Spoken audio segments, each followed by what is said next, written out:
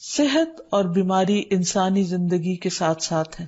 انسان کی زندگی کے کوئی بھی 2 دن ایک جیسے نہیں ہوتے. آج اگر انسان خوش ہے تو کل اداس ہوگا. اگر آج وہ اپنے جسم میں قوت محسوس کر رہا ہے تو کل بیمار ہو سکتا ہے. انسان کے اوپر دن میں بھی کئی بار مختلف طرح کی کیفیات گزرتی ہیں. کبھی انسان روحانی طور پر، جذباتی طور پر بیمار ہوتا ہے اور کبھی انسان جسمانی طور پر بیمار ہو جاتا ہے. بیماری کی کیفیت صحت کی کیفیت سے مختلف ہوتی ہے اور ہر انسان اس کو محسوس کر سکتا ہے. ایسی صورت میں انسان کو دوا کے ساتھ ساتھ اللہ سبحانہ وتعالی کی طرف رجوع کرنا چاہیے اور اپنے لیے خوب خوب دعائیں کرنی چاہیے. بعض اوقات بیمار خود اپنے لیے دعا نہیں کر سکتا تو بیمار کی عیادت کرنے والے اور بیمار کو دیکھنے والے، اس کے دوست، رشتہ دار، عزیز، اقربا اور ایون ہسپتال کا عملہ مریض کے لیے ایسی دعائیں پڑھ سکتا ہے جو اس کے لیے شفا یابی کا ذریعہ ہو سکتی ہیں. تو بات یہ ہے کہ انسان ہر حال میں اپنے رب کا محتاج ہے اور اسے اپنی ہر ضرورت کے لیے اپنے رب کی طرف رجوع کرنا چاہیے، اور خصوصاً قبولیت کے مواقع پر. رات کا پچھلا پہر اس کے لیے بہت مناسب ہے، جب اللہ سبحانہ وتعالی بندوں کو پکارتے ہیں کہ ہے کوئی جو مجھ سے دعا کرے تو میں اس کی دعا قبول کر لوں، ہے کوئی جو مجھ سے سوال کرے تو میں اس کو جواب دوں، ہے کوئی جو مجھ سے استغفار کرے تو میں اس کو بخش دوں. تو جب انسان بیمار ہو اور خصوصاً اگر ایسی بیماری کا شکار ہو کہ جس میں بظاہر شفا کی کوئی امید نہ ہو، تو اسے اور بھی زیادہ خشوع و خضوع کے ساتھ اور ایسے اوقات میں اللہ تعالیٰ کی طرف رجوع کرنا چاہیے کہ جلد از جلد صحت یابی ہو سکے. اور اس سلسلے میں کبھی بھی انسان کو اللہ تعالیٰ سے مایوس نہیں ہونا چاہیے. پھر یہ بات یاد رہے کہ جب انسان دعا کرے تو اس سے پہلے اللہ سبحانہ وتعالیٰ کی تعریف کے کلمات کہنا نہ بھولے. تو آئیے آج ہم آپ کو دعا کرنے سے پہلے کچھ نئے کلمات بتائیں گے جو اللہ سبحانہ وتعالیٰ کی حمد و ثنا پر مبنی ہے. ربنا لک الحمد ملء السماوات والارض وملء ما شئت من شيء بعد اهل الثناء والمجد احق ما قال العبد وكلنا لك عبد اللهم لا مانع لما اعطيت ولا معطي لما منعت ولا ينفع ذا الجد منك الجد. اے ہمارے رب، تمام تعریفیں تیرے ہی لیے ہیں جن سے آسمان اور زمین بھر جائیں، اور اس کے بعد جو تو چاہے وہ بھی اس سے بھر جائے. تو ہی تعریف اور بزرگی کے لائق ہے. بندے جو کہتے ہیں تو ان کا سب سے زیادہ حقدار تو ہے، اور ہم سب تیرے بندے ہیں. اے اللہ، جسے تو عطا کرنا چاہے اس سے کوئی روک نہیں سکتا، اور جسے تو نہ دینا چاہے اسے کوئی دے نہیں سکتا، اور کسی مرتبے والے کی بزرگی تیرے سامنے کوئی فائدہ نہیں دے سکتی. یعنی اللہ سبحانہ تعالیٰ کے علاوہ کوئی بھی اور ایسا نہیں ہو سکتا جو انسان کی مشکل کو آسان کر سکے. تو آئیے اس کے ساتھ ہم دیکھتے ہیں کہ بیماری کے اسباب کیا ہوتے ہیں، بیماریاں کیوں آتی ہیں. سب سے پہلی بات تو یہ کہ بیماری اللہ کے اذن سے آتی ہے. جب تک اللہ سبحانہ تعالیٰ کا اذن نہ ہو انسان پر کوئی کسی قسم کی مشکل آ نہیں سکتی. قرآن مجید میں آتا ہے ما اصاب من مصیبت الا باذن اللہ. جو بھی مصیبت آتی ہے وہ اللہ کے اذن سے آتی ہے اور وہ تقدیر کا حصہ ہوتی ہے، اور اس میں اللہ سبحانہ تعالیٰ کی حکمت اور مشیت کار فرما ہوتی ہے. اور وہ کیا ہو سکتی ہے؟ مثلاً اللہ تعالیٰ کسی بندے کے ساتھ بھلائی کا ارادہ کرتے ہیں، اس کے گناہ معاف کرنا چاہتے ہیں، اس کو کسی خاص چیز کی سمجھ دینا چاہتے ہیں تو اسے تکلیف میں مبتلا کر دیتے ہیں. کیونکہ بعض اوقات انسان زندگی میں اتنا مصروف ہوتا ہے اپنے روزانہ کے روٹین کے کاموں میں کہ وہ ٹھہر کر، رک کر، خاموشی کے ساتھ وقفہ لیے بغیر کوئی ایسی بات سوچتا نہیں کہ جو اسے سوچنی چاہیے، جو اللہ تعالیٰ چاہتے ہیں کہ وہ سوچے. تو جب انسان بیمار ہو جاتا ہے تو ایک اور کنڈیشن میں آ جاتا ہے، وہ آرام کی کیفیت میں آ جاتا ہے. ایسی صورت میں انسان کو وہ باتیں بھی سوچنے کا موقع مل جاتا ہے جو عام طور پر وہ نہیں سوچتا.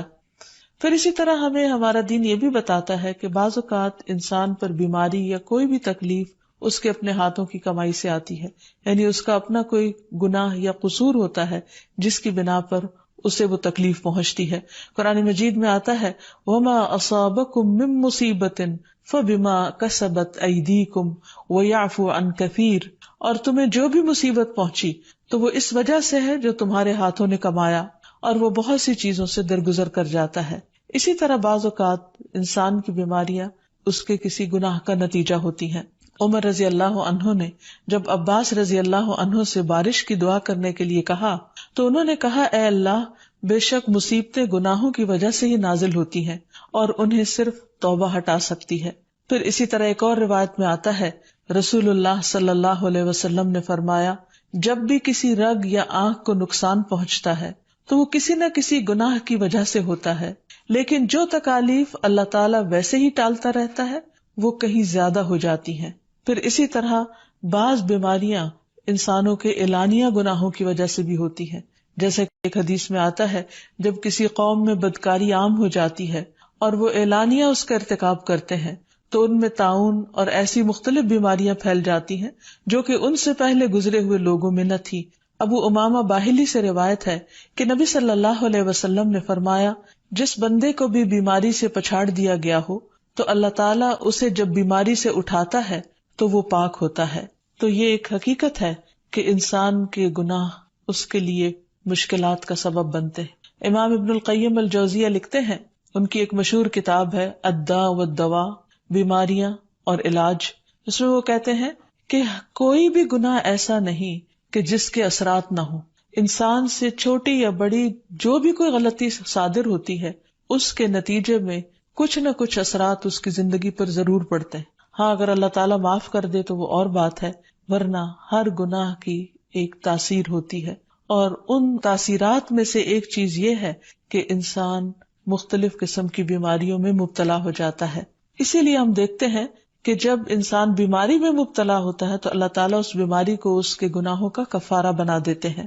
جیسے حدیث میں آتا ہے کہ جس مسلمان کو کانٹا چبھے یا اس سے زیادہ کوئی تکلیف پہنچتی ہے تو اللہ تعالیٰ اس کے ذریعے اس کے گناہوں کو اس طرح دور کر دیتا ہے جس طرح درخت سے اس کے پتے جھڑتے ہیں۔ تو اس سے ہمیں یہ پتہ چلتا ہے کہ بیماریوں کے آنے کے مختلف اسباب ہوتے ہیں۔ بیماری بہرحال جس بھی وجہ سے آئے، لیکن اصل چیز دیکھنے کی یہ ہے کہ مومن کا رویہ کیا ہے۔ مومن کو اگر کوئی کانٹا بھی چبھتا ہے تو وہ اس پر صبر کرتا ہے۔ اس لیے بیماری یا تکلیف کے آنے پر انسان کو اللہ سے راضی رہنا چاہیے، شکوہ نہیں کرنا چاہیے، کیونکہ جو اللہ سے راضی ہو جاتا ہے کسی آزمائش پر، اللہ تعالیٰ بھی اس سے راضی ہو جاتا ہے۔ پھر اسی طرح اللہ تعالیٰ کا شکر ادا کرنا چاہیے، کیونکہ بیماری اس سے زیادہ شدید بھی ہو سکتی تھی، لہٰذا انسان کو اللہ تعالیٰ جس حال میں رکھے انسان اس پر شکر گزار رہے۔ پھر یہ کہ انسان کسی بھی بیماری میں کسی بھی قسم کی ہو اور زندگی کے کسی بھی حصے میں ہو، اس میں مایوس نہ ہو، پر امید رہے کہ بیماری دور ہو جائے گی۔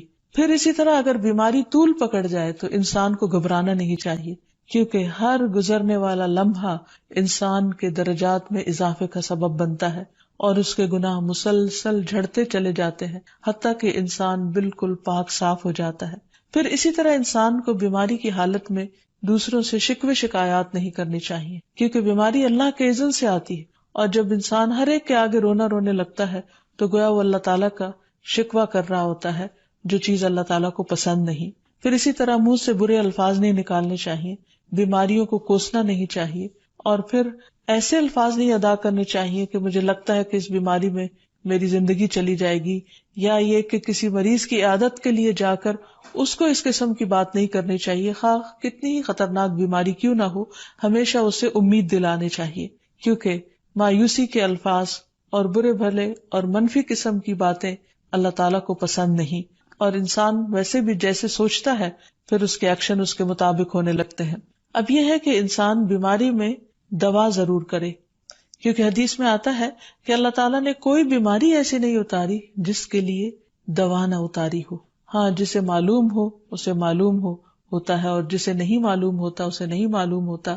بعض اوقات اللہ تعالیٰ ڈاکٹر کے دل میں ڈال دیتا ہے اور اس کا علاج اس کو سمجھ میں آ جاتا ہے، اور بعض اوقات وہ بیماری لا علاج ہوتی ہے، حالانکہ اس کا علاج موجود ہوتا ہے مگر کسی کو بھی علاج سمجھ میں نہیں آتا۔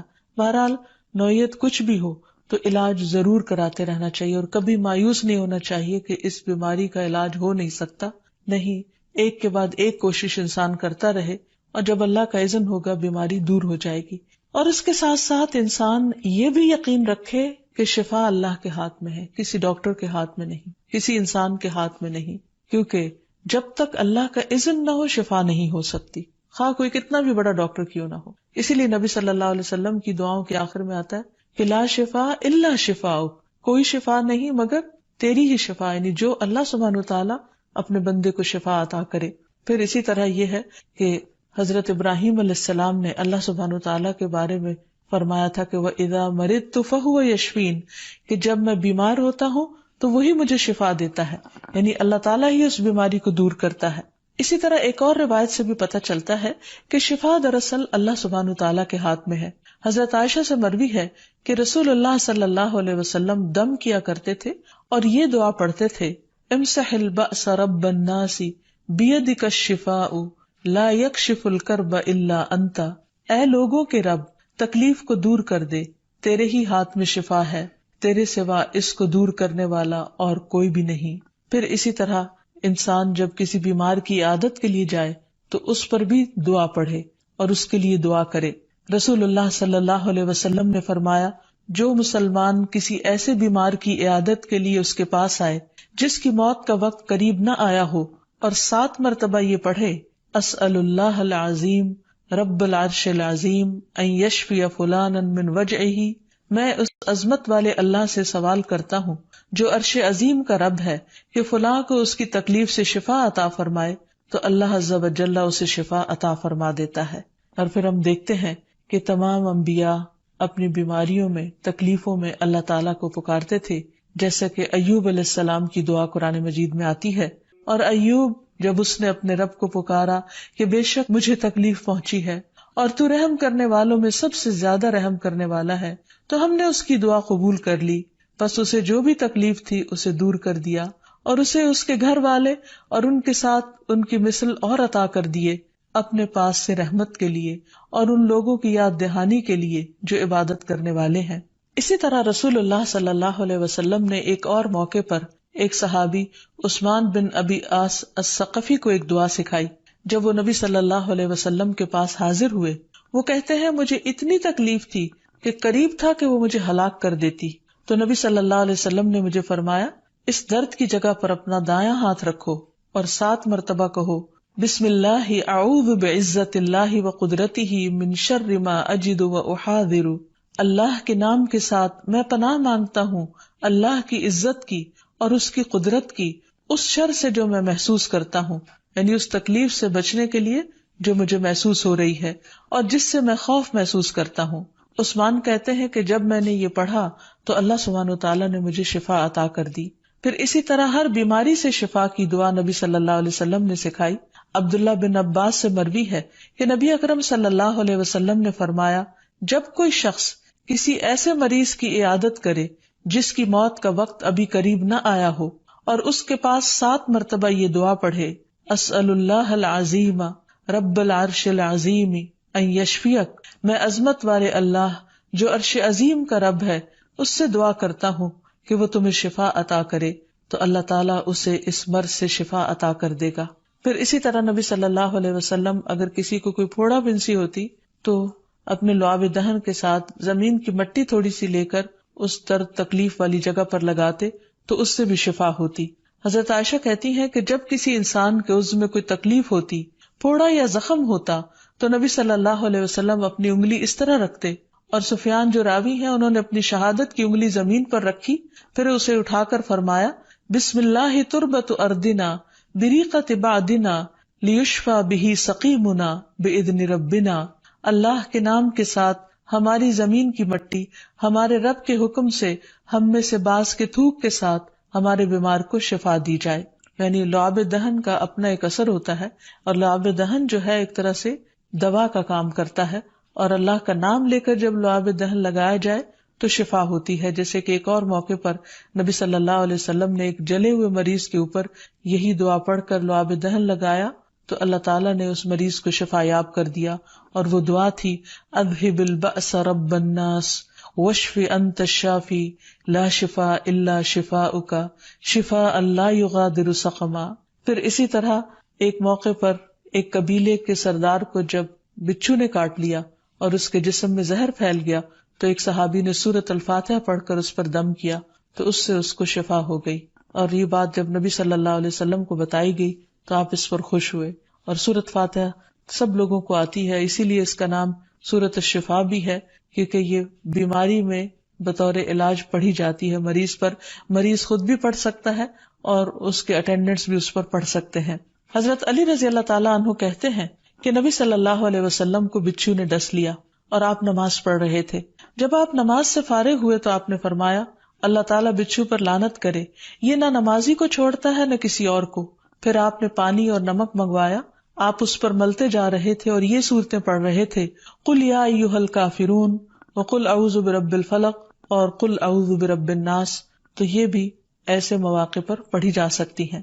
پھر اسی طرح یہ ہے کہ اگر کسی بھی دوا یا دعا سے مریض صحت یاب نہ ہو رہا ہو، اس کی تکلیف کم نہ ہو رہی ہو، تو بھی موت نہیں مانگنی چاہیے، کیونکہ مومن کے لیے زندگی ایک بہت بڑی نعمت ہے. وہ جس بھی حال میں گزرے، بہرحال وہ اسے آخرت کمانے کا ذریعہ بنا سکتا ہے.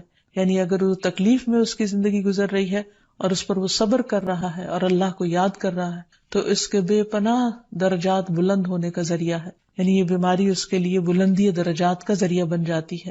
اس لیے کبھی بھی موت نہیں مانگنی چاہیے. ہاں اگر تکلیف حد سے بڑھ جائے تو انسان یہ دعا مانگ سکتا ہے، اللہم احینی ما کانت الحیات خیرا لی وتوفنی اذا کانت الوفات خیرا لی. اے اللہ، جب تک میرے لیے زندگی بہتر ہو مجھے زندہ رکھ، اور جب میرے لیے وفات بہتر ہو تو مجھے وفات دے دے. تو اللہ تعالیٰ سے دعا ہے کہ اللہ تعالیٰ تمام بیماروں کو صحت اور شفا عطا فرمائے، اور ہمیں بیماری اور آزمائش کے موقع پر اپنی طرف رجوع کرنے کی توفیق دے، اور ہر طرح کے شرک اور ایسے کاموں سے بچائے جو اس کو ناراض کرنے والے. وآخر دعوانا ان الحمد للہ رب العالمین. السلام علیکم ورحمۃ اللہ وبرکاتہ.